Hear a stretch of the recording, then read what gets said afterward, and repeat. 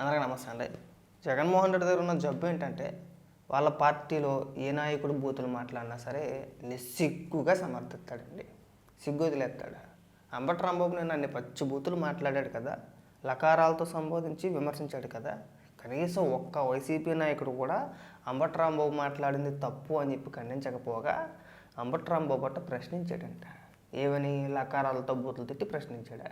సిగ్గు అనిపిస్తుందా జగన్మోహన్ రెడ్డి నీకు? అసలు ఒక పెద్ద ట్వీట్ వేసేసాడు. ఏది?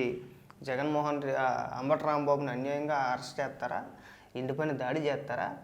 అసలు నా 5 ఏళ్ల కాలంలో ఎప్పుడైనా ఇలాంటి దాడులు జరిగాయా? అయిపోయి సిగ్గు అనిపించట్లేదు నీకు? గతంలో పట్టాభి ఇంటిపైకి, అలాగే తెలుగుదేశం పార్టీ ఆఫీస్ పైకి ఆ రోజు దాడి చేసినప్పుడు ఏమని మాట్లాడు? మా కార్యకర్తలకు బీపీలు వచ్చినాయండి. ఆ బీపీలు వస్తే ఆ మాత్రం అభిమానం ఉంటుంది మా కార్యకర్తలకి? మండవా? మండింది, ఏదో చిన్న నిరసన కార్యక్రమం లాంటిది చేసేది, అది పెద్ద తప్పే ఉందని చెప్పేసి మాట్లాడు అన్నవా? మరి వాళ్ళ డైరెక్ట్గా ఒక మాజీ మంత్రి లకారాలతో సంబోధించేసి ఇష్టానుసారంగా బూతులు తిట్టేస్తే కార్యకర్తలు మీకేనా? అభిమానులు మీకేనా? తెలుగుదేశం పార్టీ నాయకులు లేదంటే చంద్రబాబు నాయుడు గారికి అభిమానులు ఉండరా? సిగ్గు ఎగ్గు లేకుండా పైగా ఇక్కడ ట్వీట్లు చూడండిలో, కాపు సామాజిక వర్గంపై పగపట్టిన చంద్రబాబు నాడు కాపు నేత వంగవీటి రంగా గారిని పొట్టను పెట్టుకున్న దగ్గర నుంచి ముద్రగడ గారిపై దాడి చేయడం వరకు, నేడు మాజీ మంత్రి అంబటి రాంబాబు గారిపై హత్యాయత్నం వరకు ఏ కాపు నేత ఎదుగుదలను ఓర్చుకొని చంద్రబాబు. అంబటి రాంబాబు ఏమి ఎదిగేశాడని చెప్పేసి అని, ముద్రగడ ఏమి ఎదిగేశాడని చెప్పేసి అని వంగవీటి రంగా గారితో ఈ నీచుని ఎందుకు పోల్చుతున్నావు? ఆయన ఎక్కడ, వీడెక్కడ? ఈ లోఫర్గాడు ఎక్కడ? అంబటి రాంబాబుకి అసలు అంత ఉందా? అరే మీరు అలాంటి నాయకులతోటి ఈ లోఫర్ కానీ పోల్చమాకండి.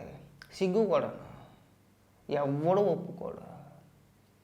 అది బూతులు మాట్లాడతానేమో వైసీపీ నేత, ఏదైనా జరిగితేనేమో కాపు అని చెప్పి తీసుకొచ్చి కులాన్ని ముందెట్టేసి ఇక్కడికి వచ్చి అబ్బాయి కవర్లోనే చెప్తారా? సిగ్గు అనిపించట్లా అసలు కొంచెం కూడా జగన్మోహన్ రెడ్డి? ఖండించావా? లేదు, ఇంకా ప్రోత్సహించు. అంబటి రాంబాబు మాట్లాడగానే జోగి రమేష్ గారు వచ్చేసాడు. ఆడు వచ్చి పనికి మళ్ళీ ఎదవలు, బుర్ర తక్కువ ఎదవలు అని చెప్పేసి ఆడు మాట్లాడుతున్నాడు, రెచ్చగొట్టే వ్యాఖ్యలు. ఇక్కడ అయిపోగానే అక్కడ సిద్ధిరాపులరాజు, ఆడికేం పోయే కాలమో తెలియదు, ఒక మహిళను పట్టుకొని మహిళా ఎమ్మెల్యేని ఉద్దేశించి నేను అవసరంతో బూతులు కూడా తిట్టేస్తానని చెప్పి ఆడు మాట్లాడుతున్నాడు. మీ డిబేట్లో కావచ్చు, లేదంటే మీ వైసీపీ నాయకులు కావచ్చు, వాళ్ళు ఇష్టానుసారంగా మాట్లాడుతున్నారు. దేనికి? తిరుపతి కల్తీ నెయ్యి వ్యవహారంలో మీరు తప్పు చేశారు, అది జనాల్లోకి బాగా వెళ్ళింది, దాన్ని ఓర్చుకోలేక ఏదో రకంగా డైవర్ట్ చేయాలి కాబట్టి ఇక్కడికి వచ్చి బూతులు తిట్టిచ్చేసి నానా హంగామా చేశారా? ఏమైంది అంబటి రాంబాబు పరిస్థితి? అది నా కుక్క కూడా భయపడదు అన్నాడు. తర్వాత అయినా సరే ప్రెస్ మీట్లో ఎక్కడైనా సరే తప్పైపోయింది, ఏదో ఆవేశంలో అన్నాను, క్షమించండి, ఇంకోసారి ఇలాంటి పదాలు రావని చెప్పని అన్నాడా? అలా ఆడు ఎట్టా వెళ్తూ ఉంటే ఆడి మీద దాడి చేశారంట. దాడి చేస్తే దానికి నాకు కోపం వచ్చేసింది. ఫర్ ద మూమెంట్ నేను బుద్ధులు తిట్టేశాను. నేను చంద్రబాబు నాయుడు గారు అనలేదు, నేను వాళ్ళని లకారాలతో సంబోధిస్తూ మధ్యలో చంద్రబాబు నాయుడు గారిని పేరు వాడాను. నేను చంద్రబాబు నాయుడు గారిని తిట్టలేదని చెప్పేసి ఏదో ఒక కోడి లాజికల్ అని చెప్పుకొచ్చాడు. ఇప్పుడు నేను కూడా ఒకరిని లకారాలతో సంబోధించి లాకొడక అంటూ మధ్యలో జగన్మోహన్ రెడ్డి పేరు తీసుకొస్తే అంత తెరిపప్పలంటే జనాలు మాకు తెలియదా ఏం మాట్లాడాడు, ఎందుకు మాట్లాడాడు? సిగ్గు అనిపించట్లా, సమర్థించుకోవడానికి సిగ్గు అనిపించట్లా. ఆ ప్రెస్ మీట్లో కొన్ని క్షమాపణ చెప్పాడా? లేదు, మళ్ళీ రెచ్చగొట్టాడు. అంటే ఏం చేయలేరులే మనల్ని. మా వెనకాల జగన్మోహన్ రెడ్డి ఉన్నాడు, ఏదన్నా వస్తే చూస్తారులే, వాళ్ళే చూసుకుంటారులే. మీకు ఆ వీడియో కూడా చూపిస్తా. ఏది? ముందు వాళ్ళే దాడి చేశారు, తెలుగుదేశం కార్యకర్తలు నా మీద నా కారు పైన దాడి చేశారని చెప్పేసి అని మాట్లాడాడు కదా అంబటి రాంబాబు. అంబటి రాంబాబు కారు పైన ఏ తెలుగుదేశం కార్యకర్త దాడి చేయలే. అంబటి రాంబాబు వెళ్తున్నప్పుడు ఆ ఫ్లెక్సీ దగ్గర పోలీసులు తెలుగుదేశం కార్యకర్తలను ఎక్కడికక్కడ అడ్డుకొని అంబటి రాంబాబు వెళ్ళడానికి దారి క్లియర్ చేసేసారు. వీడు వెళ్ళొచ్చు కదా, వీడు వెళ్ళలా. నేను అంబటి రాంబాబు కారులో, అంటే అంబటి రాంబాబే కారు లోపల నుంచి ఒక వీడియో తీయించుకున్నాడు. ఆ వీడియో బయటకు వచ్చింది. ఆ వీడియోలో చాలా స్పష్టంగా కనబడుతుంది, వీడి కారుని కానీ ఈయన్ని కానీ ఎవ్వడు ముట్టుకోకుండా వీడు కారు ఆపేసి వీడు కొట్టేస్తారు, మమ్మల్ని కొట్టేస్తారా, రమ్మన్నాను, ఇది ఇలాగే రమ్మన్నానని చెప్పేసి అద్దాలు తెలిసి పెద్ద పెద్ద కేకలేసాడు.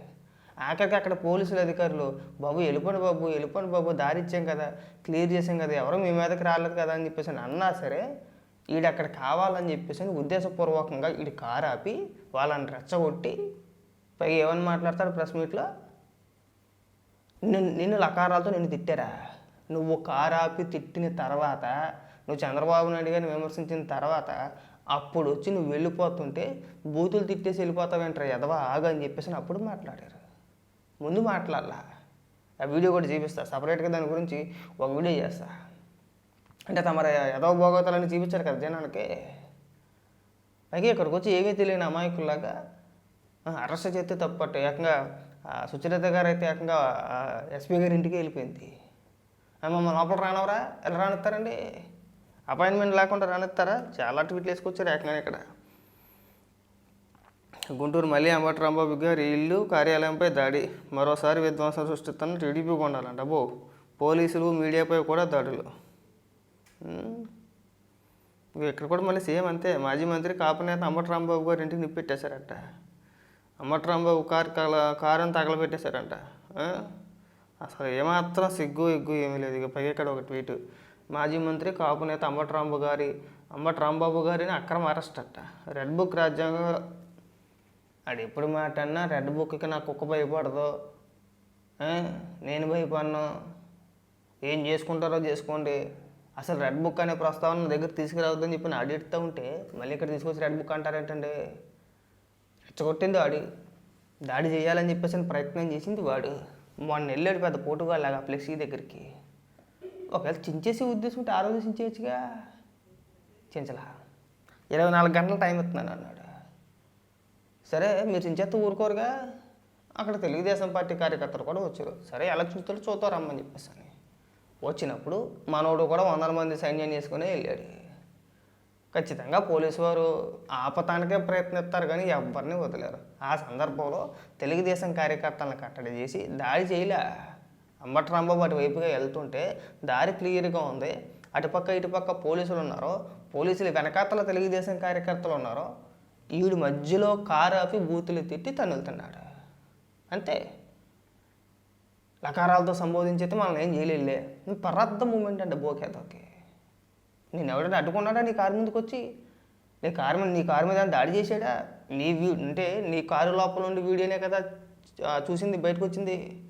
ఎక్కడన్నా వీడియోలో ఉందా నీ కారు మీద చేయడం కానీ, టచ్ చేయడం కానీ, కొట్టడం కానీ? మరి ఎందుకు తిట్టే బూతులు అంటే కొవ్వు ఈ నా కొడుక్కి. ఏదో రకంగా డైవర్ట్ చేయాలి. లడ్డూలో దొరికేశారు, కల్తీ నెయ్యిలో దొరికేశారు, 250 కోట్ల రూపాయలు తినేశారు. అది బయటికి వెళ్ళింది, జనాల్లోకి బాగా వెళ్ళింది అది. ఇప్పుడు దాన్ని డైవర్ట్ చేయాలి కాబట్టి ఇక్కడికి వచ్చి బూతులు మాట్లాడితే సరిపోతానే ఉద్దేశంతో ఇక్కడికి వచ్చి నానా రభస చేసేటాడు. అంతకు మించి ఏమీ లేదు ఇక్కడ. దొరికేసిన తర్వాత అప్పబాయ్ కూరలు ఇంకా చాలా పెద్ద పెద్ద ట్వీట్లు వేసుకుంటూ వచ్చారండి వీళ్ళు. ఇగో గుంటూరు ఎస్పీని కలిసేందుకు వెళ్ళిన వైఎస్ఆర్సీపీ నేతలు 20 నిమిషాలుగా ఎదురు చూస్తున్న మాజీ హోంమంత్రి సుచరిత మొదలగు మోదుగుల అన్నాబొత్తున శివకుమార్, డైమండ్ బాబు. ఆఫీసు తలుపు తట్టినా స్పందించిన ఎస్పీ. అంబటికి ప్రాణహాని ఉందని చెప్తున్నా పట్టించుకొని ఎస్పీ అట్ట. వైఎస్ఆర్సీపీ నేతలు లోపలికి అనుమతించొద్దని ఎస్పీ సిబ్బంది పలుమార్లు ఫోన్ చేసినా లిఫ్ట్ చేయని ఎస్పీ ఒక్కలు జిందాలు. రేపు 2 అంటూ నిర్లక్ష్యంగా సమాధానం చెప్తున్న సిబ్బంది. మీరు అర్ధరాత్రులు అపరాత్రులు కొంపల మీదకి వెళ్ళిపోతే 2 అని చెప్పేసి మీకు లోపల తీసుకెళ్ళి కూర్చోబెట్టి కాఫీలు టీలు ఇస్తారా? కనిపించట్లా? మీకేమైందండి సుచరిత గారు? మీరు ఒక మహిళ కదా. అంబటి రాంబాబు మాట్లాడిన మాటల్ని మీరు ఎలా సమర్థిస్తారైనా? సమర్థించవచ్చు అలాగా. అనిపించట్లేదు మీకు అసలు. అది లేదండి, వదిలేశారు మొత్తానికి. మీ గురించి మాట్లాడుకోవడం దండగండి నన్ను అడిగితే.